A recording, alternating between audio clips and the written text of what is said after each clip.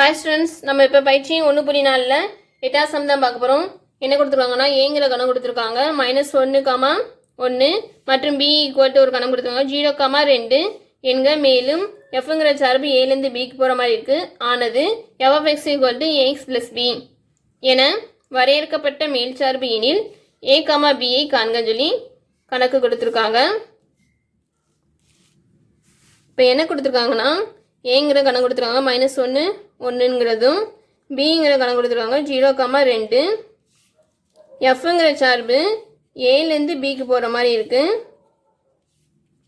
நம்ம வரைபடத்தில் எழுதிடுவோம். அதோட என்ன கொடுத்துருக்காங்கன்னா f(x = ax + bன்னு சொல்லியிருக்காங்க. அதோட மேல் சார்புன்னு சொல்லியிருக்காங்க. மேல் சார்புனா மதிப்பகவும் துணை மதிப்பகவும் சமமாக இருக்கும். அப்போனா இது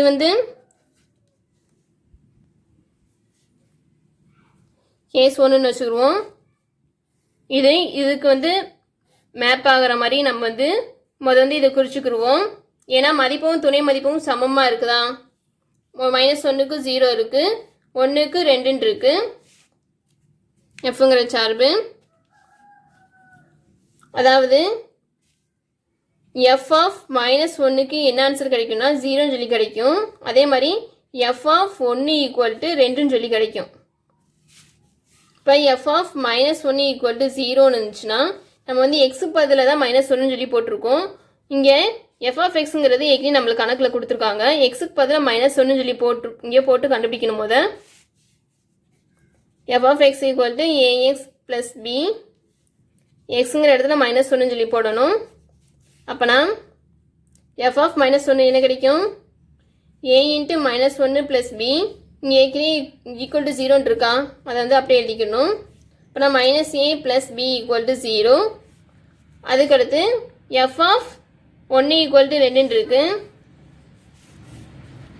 f(1) = 2. இங்கே எக்ஸுங்கிற இடத்துல 1ன்னு சொல்லி போடணும். ஏற்கனவே கணக்கில் கொடுத்துருக்காங்க f(x = ax + bன்னு சொல்லி கொடுத்துருக்காங்க. எக்ஸுங்கிற இடத்துல 1ன்னு சொல்லி இந்த இதில் போட்டுடணும். அப்படின்னா f(1) கிடச்சிரும். a × 1 + b = ஏற்கனவே இங்கே =2ன்னு இருக்குது, அதை அப்படியே எழுதிக்கிடுவோம். a + b = 2. இது சமன்பாடு 1, இது சமன்பாடு 2ன்னு வச்சுக்கணும். 1ஐயும் 2ஐயும் தீர்த்தோம்னா -a + b = 0, a + b = 2. இது முதல் சமன்பாடு, இது ரெண்டாவது சமன்பாடு. இப்போ முதல் 2 சமன்பாடையும் இந்த 2 சமன்பாடையும் கூட்ட போகிறோம். கூட்டினோம்னா இது கேன்சல் ஆயிரும். 2b = 2ன்னு இருக்கும். அப்போனா b = 2/2 என்ன கிடைக்குன்னா 1ன்னு சொல்லி கிடைக்கும். b = 1ன்னு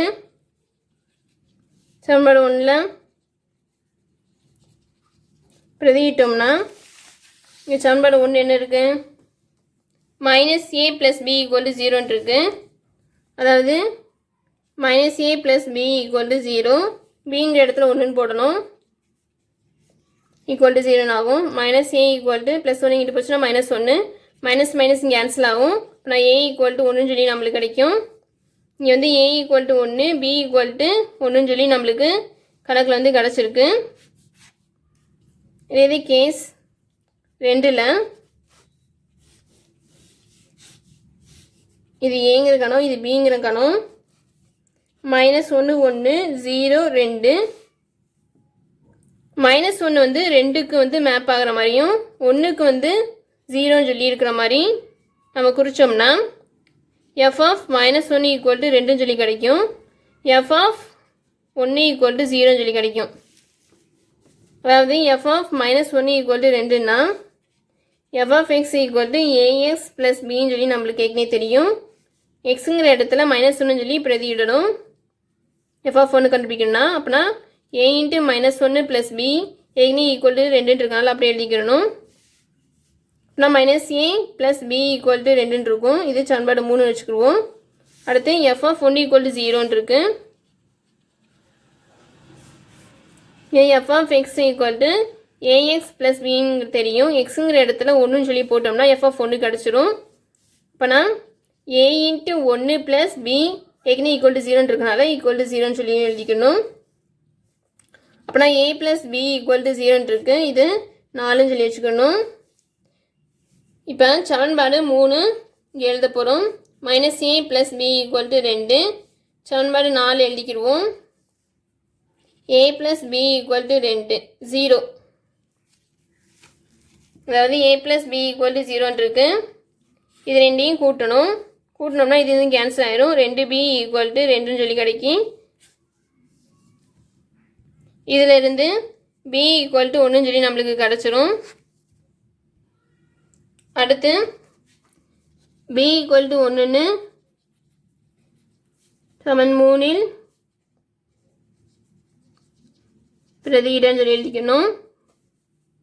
minus A plus B equal to 2ன்னு சொல்லி சமன்பாடு 3. இதில் பிங்கிறது 1ன்னு சொல்லி எழுதிக்கணும்.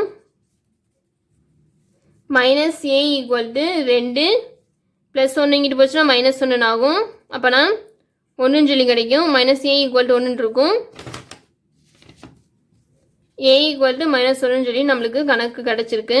இங்கே வந்து ஏ ஈக்குவல் டு மைனஸ் 1, அதே மாதிரி பி ஈக்குவல் டு 1ன்னு சொல்லி கேஸ் 2ல் வந்து இந்த வந்து ஆன்சராக கிடச்சிருக்கு. லாஸ்ட்டு ஏவோட மதிப்பும் பியோட மதிப்பும் 2 கேஸில் கிடச்சதையும் எழுதிக்கிடணும்.